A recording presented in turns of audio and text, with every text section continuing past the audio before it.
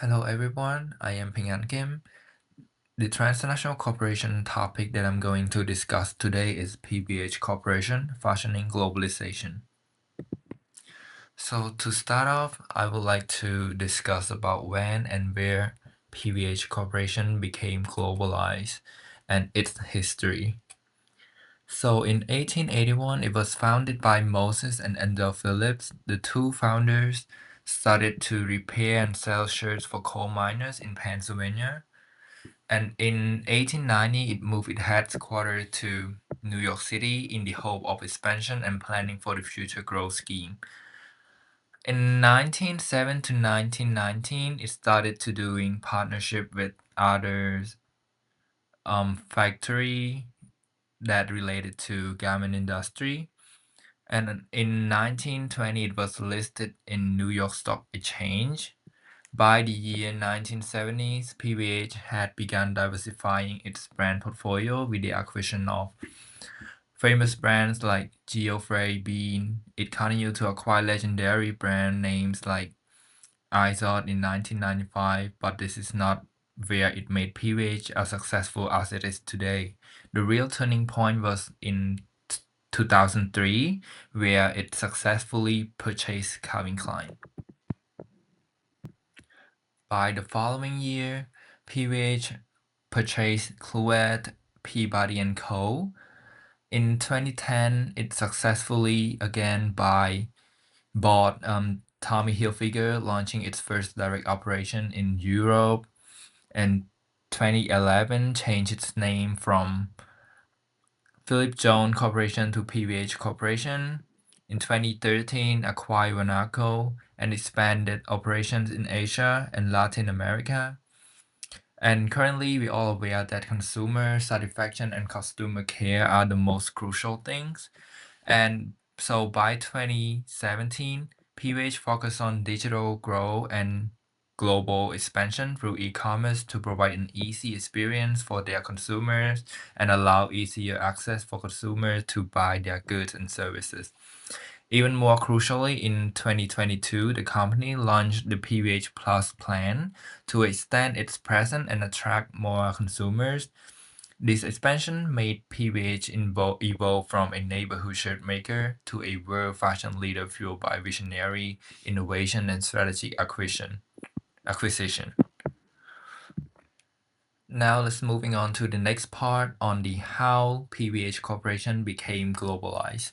So there are three main strategies that make PVH go global, and these strategies are the acquisition strategy, the launching of PVH Plus plan, and the outsourcing. So one of the main reason that PVH became more global was by buying famous brands. In early 2000s, it bought Calvin Klein and Tommy Hilfiger. These brands were already well known worldwide and had stores, suppliers, and consumers in many countries already. By purchasing them, PVH didn't have to build a new global network from scratch. This move paid off, since those two brands alone made up 95% of the company's revenue in 2023, as you can see in the pie chart that is represented by PVH Corporation in the year review 2023.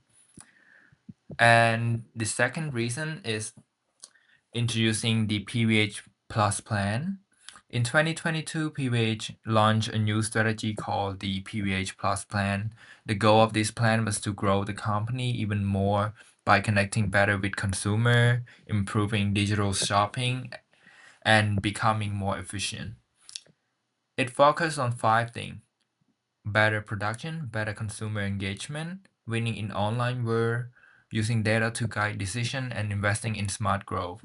This plan helps PVH stay competitive in a fast-changing fashion world, especially after the pandemic, and shows that the company wants to be more sustainable and modern. A big part of PVH success comes from outsourcing. Most of its clothes are made in Asia, where wages are lower. This helps the company save money because the fashion is very competitive industry with small profit margins.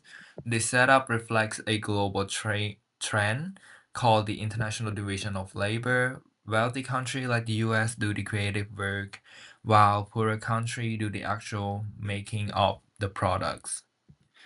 As you can see in the table below, it shows about top apparel sourcing base and apparel and raw material supplier base in 2022, and most of the countries are in Asia. For the next part, I'll be talking about workers and international division of labor. The table shows how big factories are based on the number of workers that make clothes for PVH, the company behind brands like Calvin Klein and Tommy Hilfiger.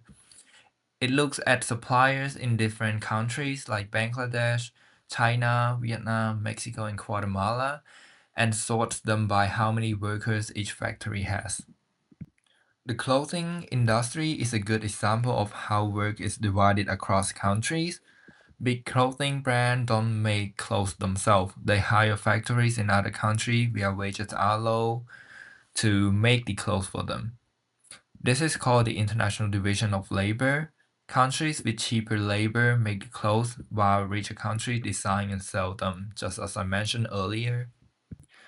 So now let's break down the working conditions by countries. Um, in Bangladesh and Vietnam, most suppliers are very large factories with over 1,000 workers. These factories can produce clothes in huge volume, which brands like, but workers are often paid very low wages.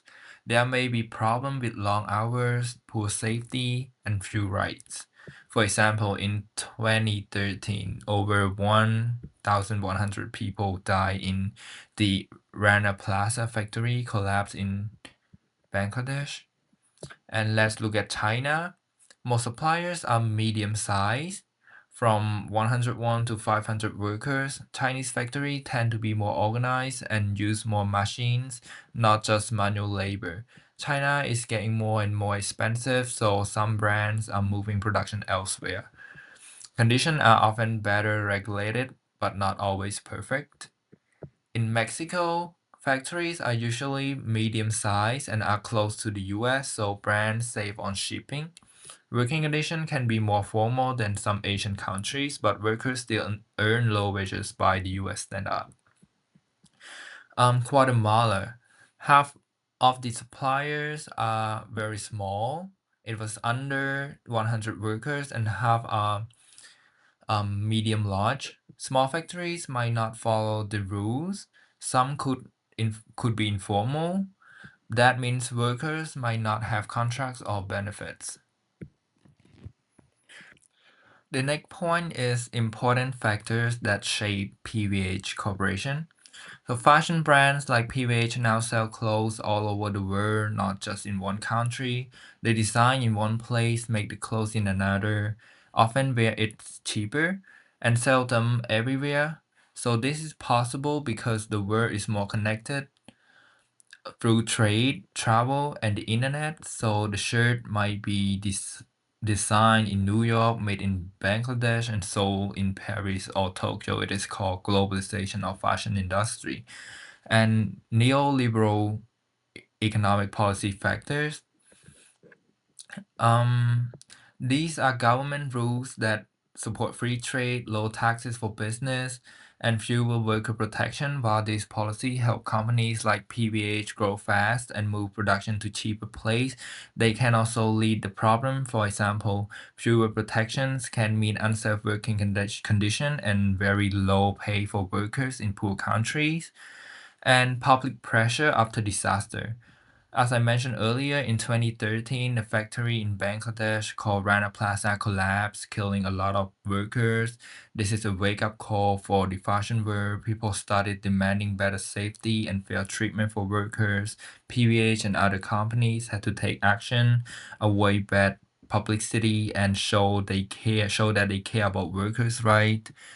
Though many say they only acted after the public got angry. So for the very last part is conclusion. PVH Corp grew from a small American shirt maker into a global fashion giant. It modernized through digital tools and the PVH Plus plan while relying on outsourcing to cut costs. And like just as many multinational, PVH now face growing demands to act more responsibly toward workers' environment. So as the world's people grow more conscious of workers and the planet's right to fit in the global market, PVH have to learn to do the right thing and to profit more successfully. So this is the end of my presentation. Thank you for your attention.